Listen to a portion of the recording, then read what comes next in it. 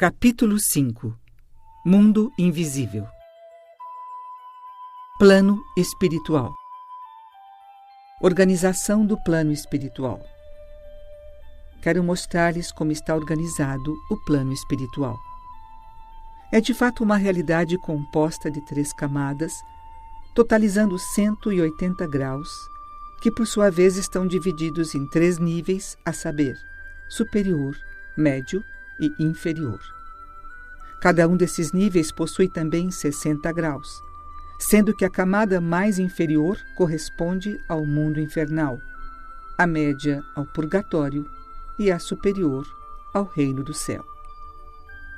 Ainda dentro dessas 60 categorias, existem 3 divisões, cada uma de 20 graus, que correspondem também a níveis inferior, médio e superior. Por fim, cada um dos 20 graus apresenta mais 3 divisões semelhantes às anteriores. Daí a razão de o sofrimento no mundo espiritual aumentar à medida que o nível vai descendo. Então, o mais baixo plano do mundo infernal se caracteriza pela existência de inúmeras doenças, muita pobreza e incontáveis conflitos. Tanto assim que o shintoísmo se refere a esse nível como sendo o Nezoku no Kuni, quer dizer, lugar extremamente fundo. O budismo, referindo-se ao mesmo plano, o denomina mundo sem luz, onde impera um frio intenso. Por outro lado, à medida que se vai subindo para os outros níveis, percebe-se um grande alívio, até que ao chegar à camada correspondente ao purgatório, começa um estado de vivência equivalente à sociedade humana, com alegrias e sofrimentos intercalados, que corresponde a um estágio médio. Após ultrapassar o purgatório, chega-se ao reino do céu. Plano que, segundo o budismo, é o Gokuraku Jōdo, quer dizer, lugar purificado, repleto de luz, onde reina plena felicidade, abundância e amor puro. Observando-se atentamente essa realidade, ou seja, a organização do mundo espiritual, dá para perceber que a maioria das pessoas ocupa o purgatório. Nesse lugar ninguém consegue viver com tranquilidade total. Além disso, é uma posição em que o espírito está sempre subindo ou descendo de nível, de acordo com os pensamentos emitidos, sentimentos expressos ou ações realizadas por cada uma das pessoas. Na verdade, a grande maioria desce. Tal fato pode ser observado através do tipo de vida mostrado pela humanidade. Com o que acabei de expor, sintetizei a relação entre os mundos material e espiritual. Camadas do reino espiritual. O reino espiritual se divide em 3 camadas: céu, purgatório e inferno. Cada um desses níveis, por sua vez, se subdivide em 60 graus, perfazendo um total de 180 camadas, as quais chamei de reino espiritual. Essas etapas distintas estão estritamente relacionadas ao destino do ser humano. Para ficar ainda mais clara a ideia do que seja o mundo espiritual, é preciso que o homem compreenda, em primeiro lugar, que veio à Terra por ordem de Deus. Só assim poderá agir corretamente e alcançar a tranquilidade sem correr o risco de levar uma existência vazia. Além disso, cada um deve também ter em mente que o desígnio de Deus é a construção do reino do céu na terra, ou seja, o estabelecimento de um mundo ideal, livre de infortúnios, cuja magnificência e glória jamais poderão ser imaginadas. Foi exatamente para a realização desse objetivo que Deus concedeu a cada um de nós uma missão específica. Relação do homem com o mundo espiritual. A fim de que todos compreendam claramente o papel que devem desempenhar dentro do plano de Deus, é preciso saber que cada ser humano tem a sua semente, a qual dei o nome de Yukon, numa das camadas do mundo espiritual. E para a concretização dos desígnios divinos, a alma humana recebe continuamente, através do Yukon, as determinações de Deus. Como, porém, a maioria das pessoas tem o corpo espiritual coberto por máculas, torna-se bastante difícil para elas intuir a vontade divina. Somente aqueles que conseguem purificar-se, queimando as nuvens espirituais pelo jorei, são capazes de perceber o que Deus lhes ordena. Então, para a maioria dos homens é muito difícil o desempenho correto da própria missão. Além disso, existe ainda a influência das entidades negativas, chamadas Jashin, que se aproveitam das máculas acumuladas para perturbar os seres humanos. A fim de comprovar esse fato, basta ser lembrado o malogro de muitos dos nossos planos. Há casos em que repentinamente o destino vira, tomando rumos ignorados. Nesse momento, o homem sente que algo contra o qual quase nada pode fazer o domina, conduzindo-o a caminhos estranhos. Elevação do Yukon. É importante cada um estar constantemente purificando-se de suas máculas para que o Yukon permaneça numa camada bem alta do reino espiritual. Dessa forma, o destino e a missão do homem tornar-se-ão também grandiosos, pois quanto mais alto for o grau a que ascendeu o Yukon, maior será a felicidade alcançada. Portanto, dependendo do nível do Yukon no reino espiritual, o homem poderá viver no céu, que é o mundo da alegria, onde não existem doenças nem conflitos, ou simplesmente permanecer num plano inferior correspondente a um estado de sofrimentos, discórdias, pobreza. Tal situação poderá ocorrer num grau de intensidade cada vez maior, quanto mais baixa for a camada em que se encontra o seu Yukon. Para que o homem então se torne verdadeiramente feliz, é preciso, em primeiro lugar, colocar o Yukon num nível bem elevado. E o único meio de conseguir esse ideal é através da eliminação das máculas que, uma vez extintas, deixam a alma leve para atingir as alturas. O processo da purificação, pelo qual são eliminadas as impurezas, tornando-se assim possível a elevação do Yukon, é entretanto longo e exige muito sacrifício e também prática de virtudes. Há, porém, um meio pelo qual se pode ultrapassar, de uma só vez e com muita tranquilidade, dezenas de degraus nas camadas do mundo espiritual. A canalização constante do jorei. Na verdade, equivale a dizer que quem se inicia na messiânica tem condições de modificar completamente a sua maneira de encarar a vida. Além disso, adquire maior sabedoria e, consequentemente, mais capacidade para apreender a verdadeira essência das várias situações existenciais. Também, sob o efeito da luz de Deus, o homem torna-se otimista e alcança a tão desejada paz. Inclusive, materialmente prospera de modo misterioso. Não é, pois, de estranhar que todos os dias pessoas afortunadas elevem suas vozes, rendendo graças a Deus por terem sido salvas. Enigma do mundo espiritual. O mundo espiritual é realmente uma existência sutil e enigmática. É quase impossível, por isso, compreendê-lo somente através do bom senso do homem contemporâneo, pois há inúmeros recursos através dos quais a mente humana o influencia. Como é um mundo totalmente composto de sonen, energia projetada pela união do pensamento, emoção e vontade, muitas formas lá existentes surgem do nada e da mesma maneira desaparecem. Tais transformações não têm limites. Esse fato explica também o porquê de, ao ser criada uma imagem, uma estátua, tanto através da pintura quanto da escultura, dependendo da elevação espiritual do artista, fazer diferença o nível da divindade que vai incorporá-las. Quer dizer, tudo depende da alma do autor. Quando elevada, o espírito divino que envolve a obra por ele criada é nobre e virtuoso. Por outro lado, se o artista se encontrar no nível inferior, o grau de elevação do espírito incorporado é muito baixo, parecendo um substituto, uma subdivisão. Portanto, imagens idênticas podem apresentar graus diferentes de força espiritual, uma vez que tudo está relacionado ao aprimoramento do artista que a confecciona. Um outro ponto importante diz respeito à postura de quem está rezando. Assim, quando a oração é feita com bastante makotô diante de uma imagem, o Espírito Divino manifesta poder e irradia luz intensa. Ao contrário, se for uma prece formal, sem sentimento e respeito, a força divina diminui. Também é verdade que quanto maior número de pessoas rezarem, imbuídas pela mesma gratidão e sinceridade, mais intensa será a irradiação da luz de Deus. Desde antigamente se ouve a máxima segundo a qual o que importa é a fé. Assim, a pessoa acredita que a força divina se manifesta, mesmo sendo a oração dirigida a uma cabeça de sardinha.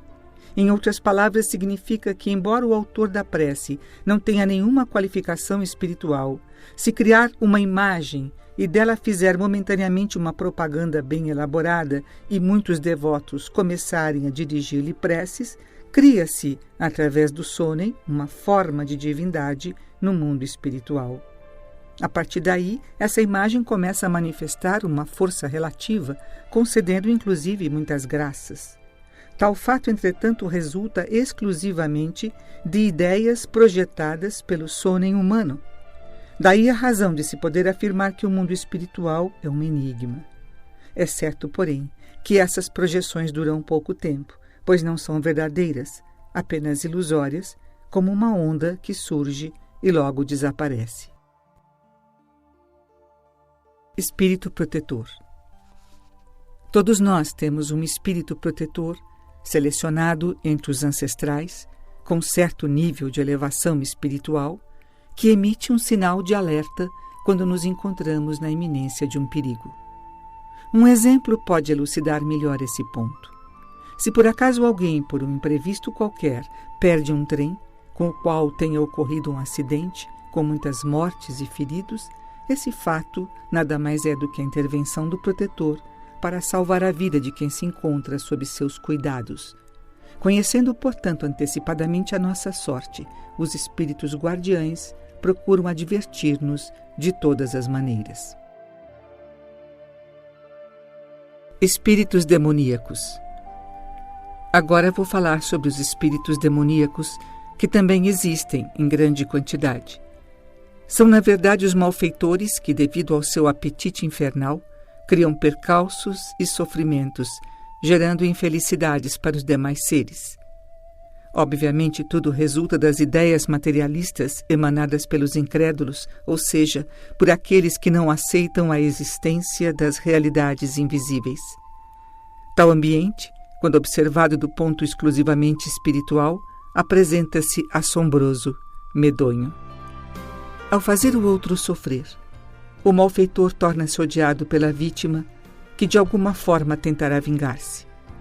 Então o agressor é atingido através do fio espiritual, formando ao redor dele uma imagem horrível.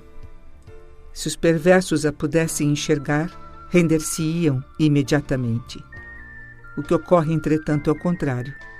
Dia a dia aumenta o número de vítimas, chegando às vezes a milhares.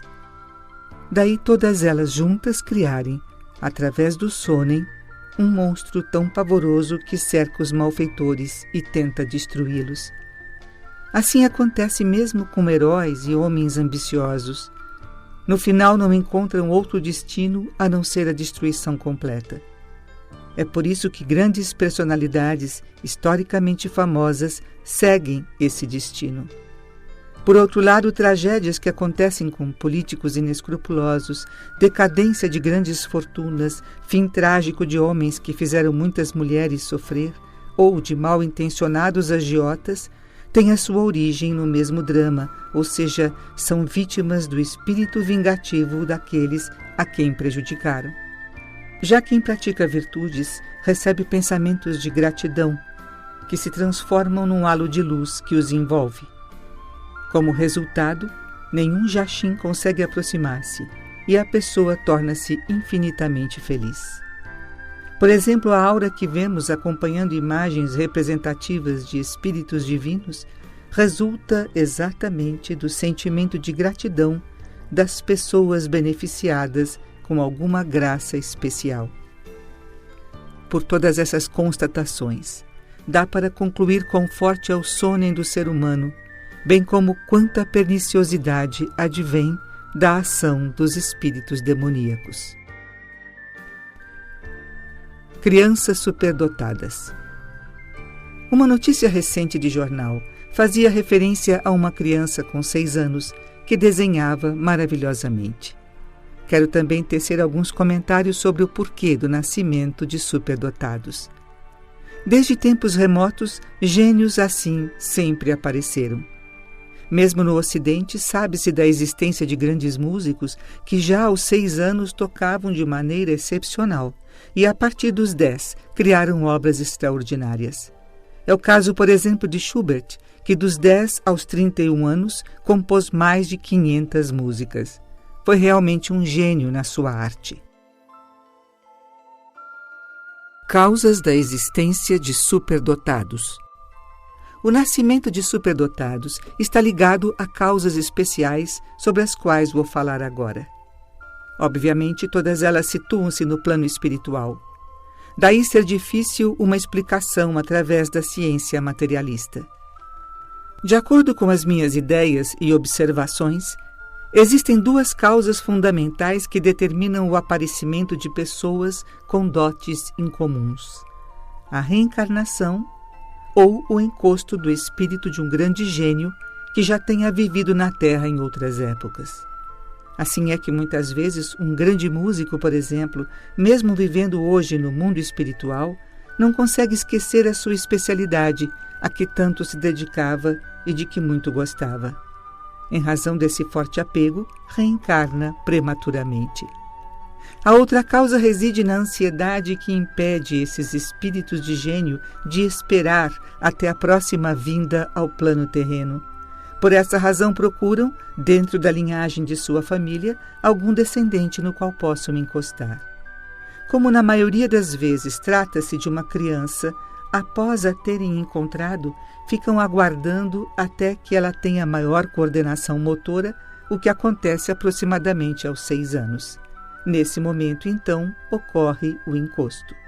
A partir daí, por tratar-se da aproximação de espíritos de extraordinária potencialidade, a criança superdotada, é óbvio, vai manifestar surpreendente técnica e aptidão genial. De outra parte, só pode ocorrer o encosto se o espírito tiver certo grau de afinidade com a pessoa da qual se aproxima. Também é sempre mais fácil encostar-se numa criança do que num adulto.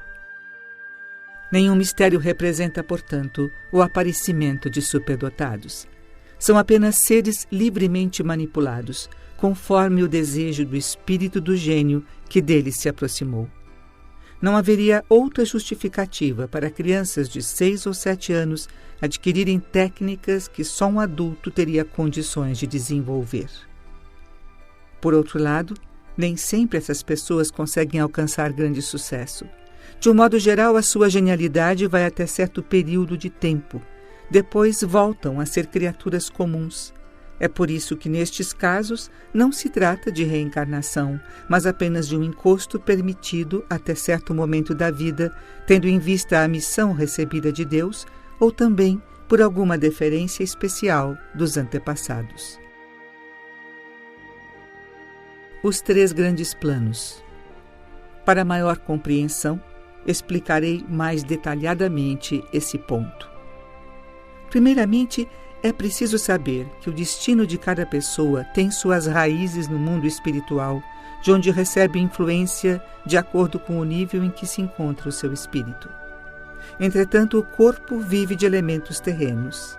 Esclarecendo melhor, tanto o mundo material como o espiritual apresentam-se em diferentes graus, dividindo-se em 3 grandes planos: superior, médio e inferior. Cada um desses 3 níveis se subdivide em 60 subplanos, formando um total de 180 graus mais 1. 1 é o Supremo Deus. Todos os demais espíritos, divinos ou humanos, pertencem a um dos 180 subplanos restantes. Essa é a classificação vertical. No sentido horizontal, cada subplano forma uma faixa que constitui um mundo à parte. Essas camadas superpostas estendem-se desde o inferno até o céu. Suponhamos que o espírito de um homem viva num dos 20 subplanos do grau inferior. Significa que está no ponto mais baixo do plano inferior, lugar repleto de sofrimento abismal. Quando tal estado se reflete no mundo físico, o homem enfrenta as piores desgraças. Nos 20 graus imediatamente superiores, os infortúnios já são menores. E quando o espírito sobe outros 20 graus, seu estado melhora acentuadamente. Assim, a proporção de alegrias e sofrimentos difere de nível para nível. Ultrapassados os 60 subplanos inferiores, o espírito atinge o grau médio. Este ponto equivale ao purgatório e corresponde ao mundo terreno. Mas, quando o espírito sobe aos 60 graus superiores, ingressa no mundo celestial, o reino dos céus, e passa a integrar a categoria dos anjos que vivem num estado de júbilo perene. Consequentemente, o destino de cada pessoa corresponderá ao nível em que se encontra o seu espírito. Por isso, o homem deve esforçar-se para se elevar, ainda que seja um único grau. Quanto mais se aprimorar, menores serão os seus infortúnios e ele passará a viver numa situação de muita felicidade.